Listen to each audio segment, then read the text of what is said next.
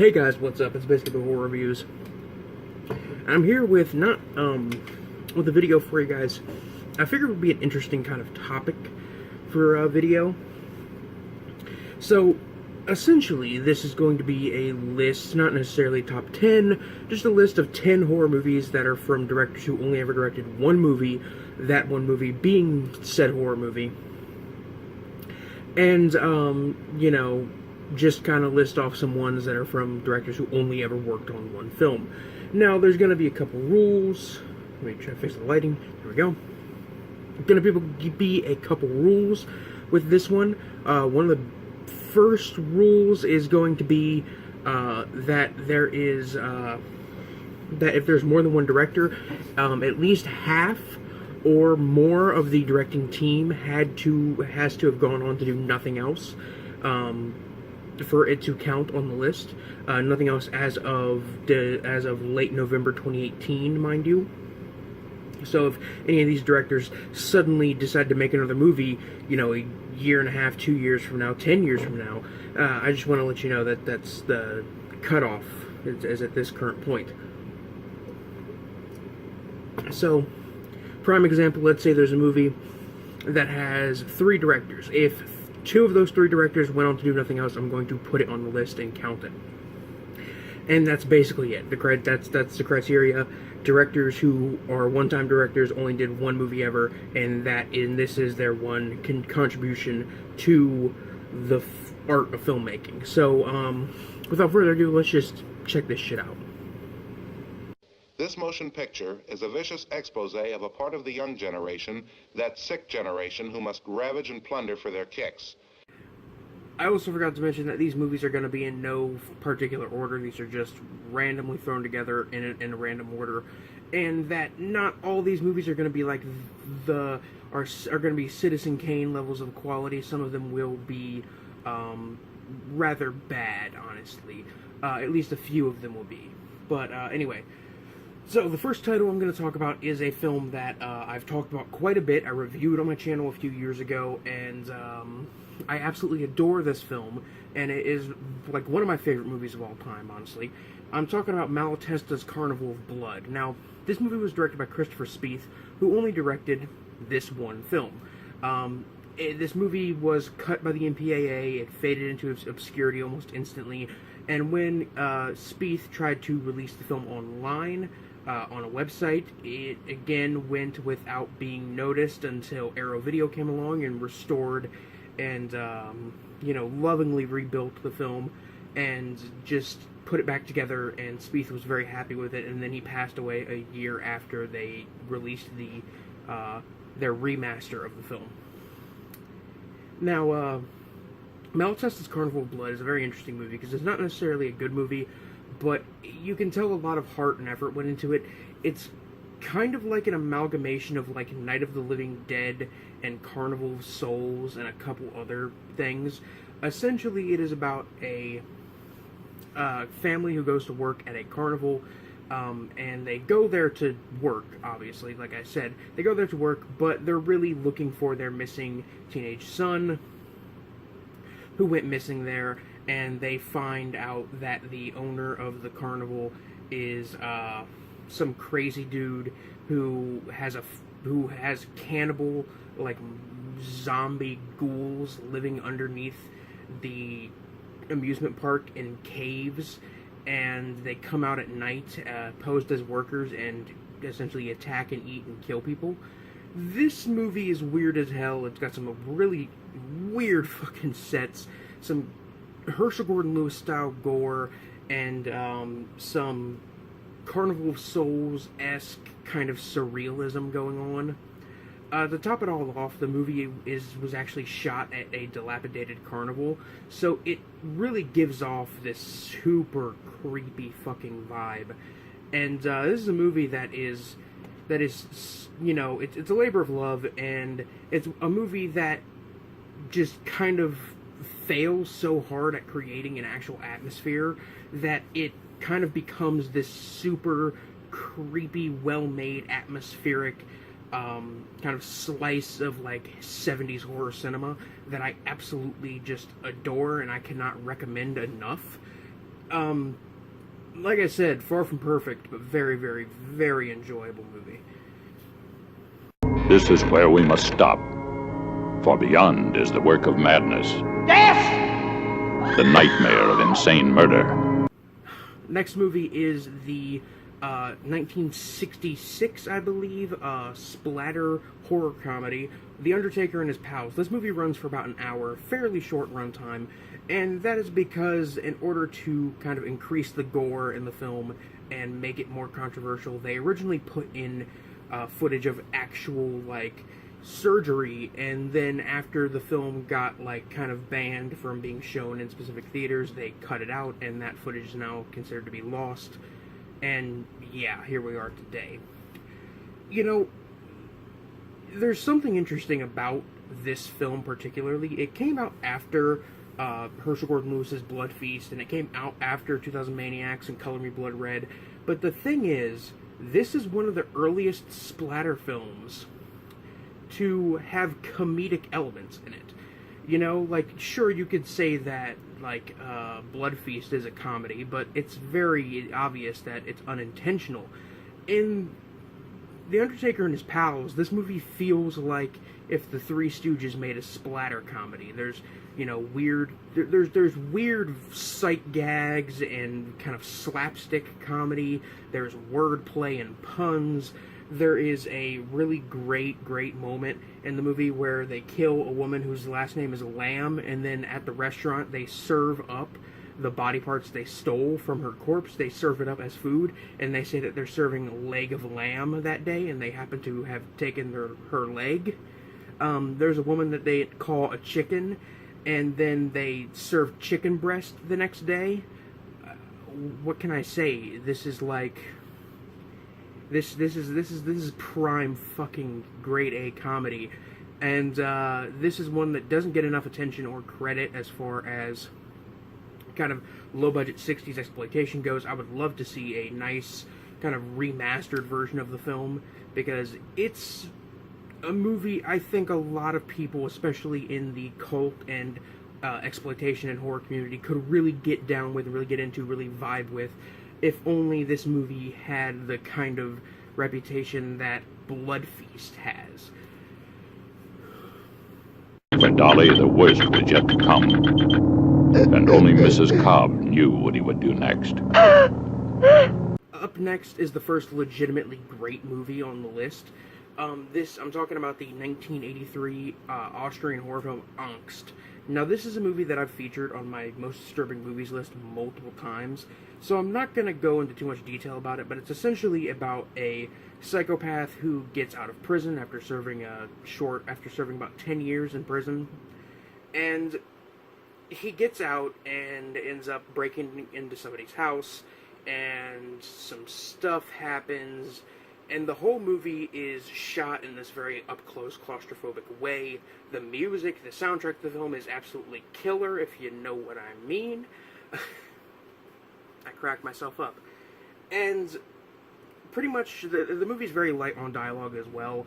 The movie features almost pretty much an entire inner monologue from the main character, who is the killer. This movie's also based on the true story of an actual Austrian serial killer, from what I've read. It's a very well-done psychological horror thriller that is very uncomfortable and creepy and disturbing, and is, and for some reason, the guy who directed this didn't do anything else. Like, he did a couple commercials, and that's about it. So, yeah, this is... It's quite interesting to see, you know, that it's quite interesting to see this great horror film be forgotten and the director not do much else afterwards. But I guess that's kind of the subject of this video now, isn't it? The story of a trail of butchery so brutal that newspapers refuse to print its horrifying details. Up next is one that borders on the line of being a legitimately very good horror movie and an exploitation film. The movie I'm talking about is Deranged Confessions of a Necrophile, and this is the first movie of a few on the list that is from multiple directors. Two directors worked on this. one of whom didn't do much else after the fact, and the other one didn't do anything afterwards.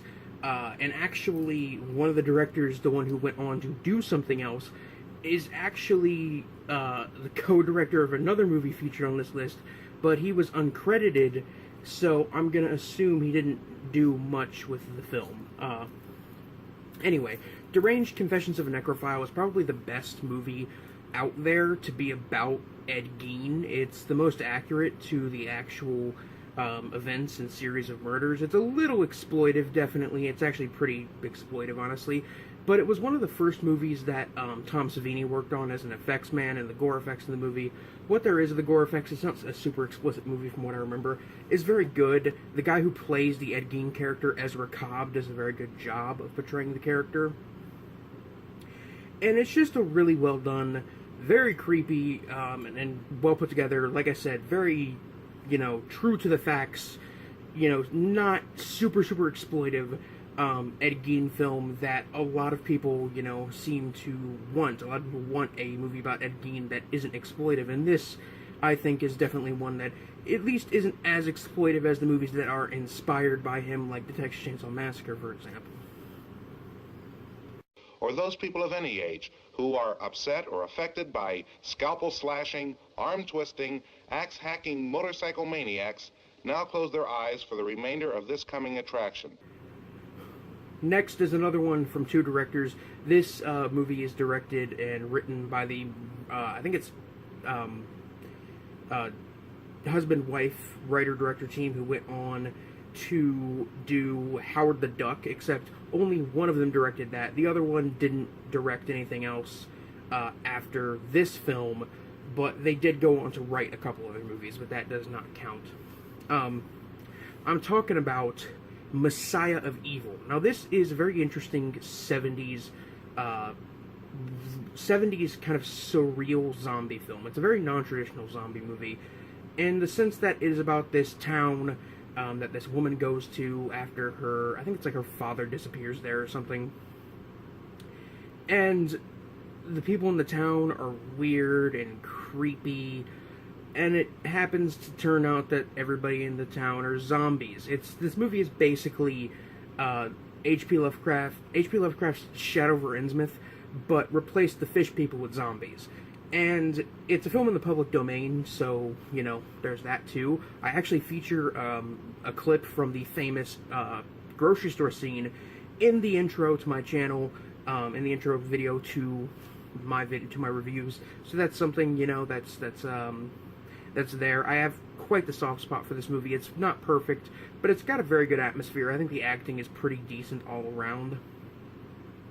And I also just think it's a very good take on the zombie genre that isn't very cliche at all. And from the looks of it, I mean, people seem to actually think it's a pretty cool, pretty good little movie. And I would completely agree. Hence it being featured in this video. Each of us has known the fear of being alone, lost in the darkness. Next, we got a 1987 body horror comedy film, Street Trash. Now, the director of this movie did go on to work on some TV shows, but he didn't direct any other feature films, so, that's something. Essentially, Street Trash is a movie that is about expired alcohol being sold to homeless people at a very cheap price, which, when ingested, makes people melt. There are quite a few scenes of very colorful, gooey, and gross melting and exploding scenes in the movie. The movie is quite gory. There's a scene involving somebody getting their dick cut off, and then they play keep away, throwing it back and forth, trying to keep it away from him. What can I say about Street Trash? It's a pretty well-known movie, and it's kind of sad that the director didn't go on to do much else in the realm of horror cinema, because I would love to see some kind of follow-up to Street Trash, or I would love to see this guy try to do a slasher film or something like that. Try to do something of a different genre to see if he has more range than just doing a very wild, weird, gross, melt movie, because Street Trash is great. I love it, but I would love to see him do, something more. But as far as I know, the director is actually really ashamed of this movie and isn't very proud of it. At least that's what I've read before. So, oh well. At least we have Street Trash. I think that's all I got to say about Street Trash. Speaking of alcoholism. A fear so deep, it cuts to the bone. Now here I got one that I don't think, I think most people haven't heard of. It is a half-animated, half-live-action Japanese horror, comedy, drama, political satire film, Twilight of the Cockroaches. Now, this movie is about a bunch of cockroaches, all the cockroaches being animated and all of the humans and the sets in the movie being live action. This is a movie about a bunch of cockroaches living in a messy bachelor's apartment, and they coexist with the bachelor, and then his girlfriend moves in and pretty much starts to exterminate them. And when this happens, one cockroach travels out of the apartment and goes to the apartment across the way where they live, where these other cockroaches live in a very totalitarian, fascist society, which is the polar opposite of their very peaceful, kind of socialist society. I don't think I really have to go into much detail about the political stuff, because I think it's pretty much clearly laid out as to what's going on. But it's a very interesting movie. Not entirely a horror movie, although I do think there are some pretty big horror elements in it. And, yeah, the animation's pretty well done. I think the acting is pretty well done overall. The cockroaches in the movie are really cute looking, like the main character. She is absolutely adorable. I never thought I would call a cockroach adorable, but here I am talking about Twilight of the Cockroaches and calling a cockroach adorable. Shit, I don't have much else to say about this one. This movie actually, if it wasn't obvious, was actually a big inspiration for the cult movie, for the cult MTV film Joe's Apartment, which is a movie I watched when I was younger and enjoyed. So to see the original version of it that is from the 80s from Japan is very, very polarizing and weird. I would recommend this to people who like Joe's Apartment, who have seen Joe's Apartment and are willing to watch a movie with subtitles. Something very interesting I read about this movie too is that this movie actually, somebody bought the television rights to this movie in the US, and there's an English dubbed version of this movie. And according to what I've read, this movie aired on like USA and the Sci-Fi Channel and even Toonami at one point, apparently. That is what I have read around from different people who actually caught it on cable at some point. But yeah, this is quite a interesting, overlooked, forgotten animated film, and very much worth your time. If looks could kill, he wouldn't need a chainsaw. Up next, we have the William Castle horror movie themed slasher film Popcorn from 1991. Now, this movie is co-directed by one of the directors of Deranged: Confessions of a Necrophile. This movie kind of stands on its own because that director was uncredited on this film, and the other director of the film, who is more often not referred to as the sole director of the film, hasn't gone on to do anything else. Which again is a shame, because Popcorn shows a very big love for the horror genre and for just, horror filmmaking in general. It is a movie about a group of college film students who are planning to do a horror movie marathon at a local old theater. They go out and they clean up the theater, and they set up all the old, William Castle gags with the 3D glasses and the smell-o-vision and the shocking seats and, stuff flying overhead, all that classic cheesy William Castle stuff that a lot of people, including myself, really, really love about old horror movies. And there happens to be a killer on the loose, killing people in the class, and also the killer steals people's faces. And also, the killer incorporates the gimmicks used in the film into the kills that he commits, into the murders he commits, which is also very, very cool, very interesting. Just a really enjoyable kind of slasher comedy. Apparently this movie had problems with the MPAA for its violence. I really don't think it's that violent of a movie, though. But even that being said, this is still very enjoyable, very just a good time. If you want to have a good time, this is a movie to watch. It's just fun as hell. And join the ranks of the few, the filthy, the trash. Up next, we have another legitimately very good movie, Man Bites Dog. Now, this is a Belgian, found footage mockumentary comedy crime horror film, essentially about a documentary film crew that go around and they document the day-to-day lives of a serial killer. This serial killer is a very funny, likable, charismatic guy, and you see him go around and rape and murder and pillage, and it's just a really fucked up, enjoyable, dark comedy from beginning to end. And I don't got much else to say about it because I think Man Bites Dog is a pretty well-known movie at this point. Doesn't have a Blu-ray release here in the U.S., which is a fucking shame because this movie is really great. I think even the DVD release from Criterion is out of print at this point. I would love for them to do a Blu-ray, or at least reissue the DVD or something. I mean, I already have the DVD, but still. I don't know what to say about this movie.